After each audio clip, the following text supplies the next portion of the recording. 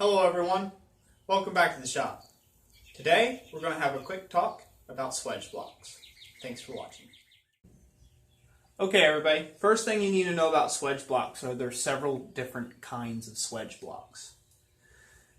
This particular swage block here is a through design swage block, meaning that it has multiple shaped holes in it to accommodate different things. Different tooling, different stake tooling, like stake anvils for tin work, things of that nature, and for punching and drifting holes and, pretty much making hardy tools and things of that nature.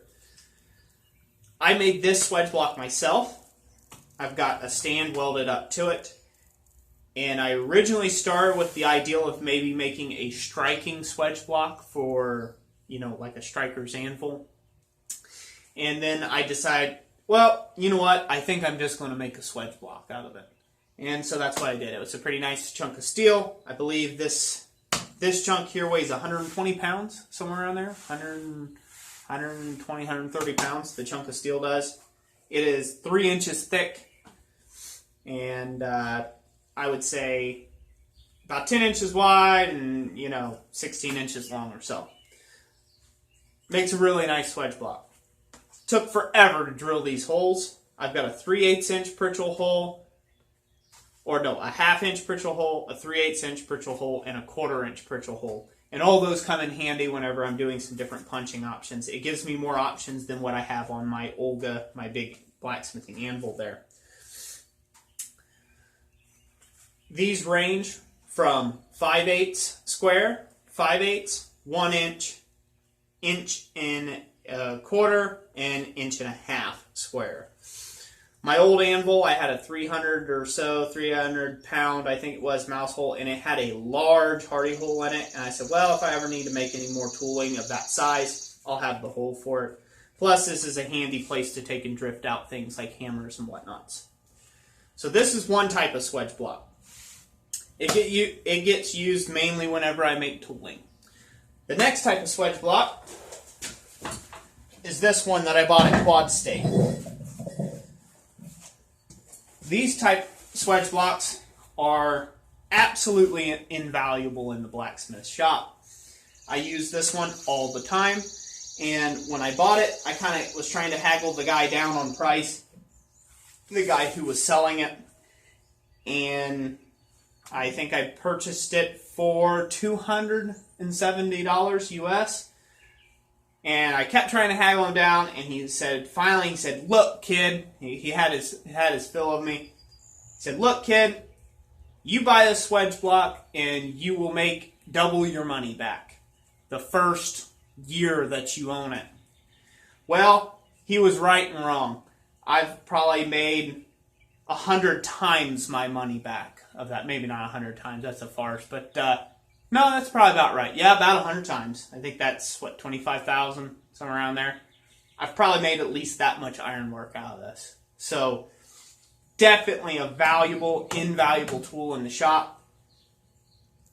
It's just handy for so many things. You can use it as a bottom fuller if you turn it up on edge, like so, as a bottom swage.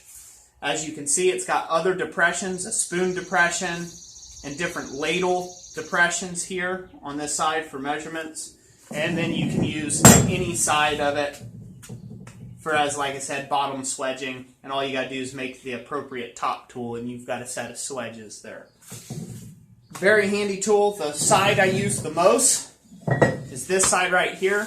You've seen me do it a couple times in my copper bowls and things like that. Very handy tool.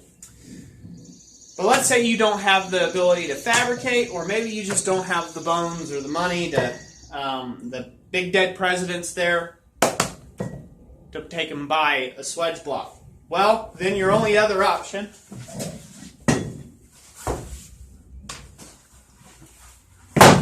is a wooden block. So, a wooden block is very easy. You can take an angle grinder with a flat disc, and you can hollow out shallow depressions in the end of a wooden block and come up with a swage block pretty quick. The downside to this is not as longevity as a steel swedge block, obviously, but it's cheap, and you really can't put a price on cheap. So these don't have to be big depressions. If you do hot work, they'll slowly grow bigger and bigger. If you do cold work, like with copper or working thin sheets of metal for armor or whatever you may be getting into, you can use these for a very long time. This particular block, this is a red oak railroad tie. I would suggest this, by the way, if you can get your hands on them. This came from the mill. These were in cuts for what were going to be railroad ties, where they've milled them too long. And I had a buddy who got me these. These right here are a great economical option. Real quick flat disking, boom, you got yourself a swedge block. And this particular swedge block here, I've had it for 6 years. So it's held up great, long time. It's cracking and chinking, so eventually it will probably ruin and I'll have to get something else. But anyways, that's it for today. Hope you guys enjoyed this little tour. If you got questions, put them in the comment section down below. I do my best to take and answer all the questions I can. And yeah, just let me know your guys' thoughts. I appreciate you taking time to watch this today. And while you're here, you may want to check out a few of my other videos if you're new to the channel. So, thanks for watching. God bless you all. You guys have a great day.